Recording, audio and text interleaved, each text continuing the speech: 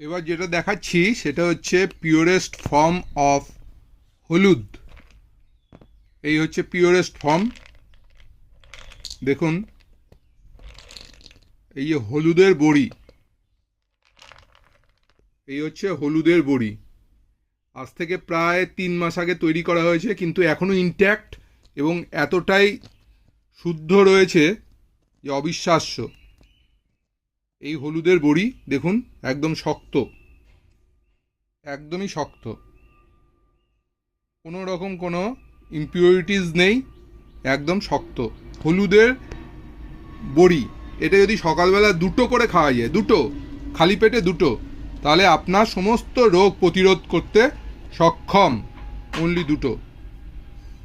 এটা হচ্ছে হলুদের বটি। 2টো করে খেলেই আপনি একদম সারা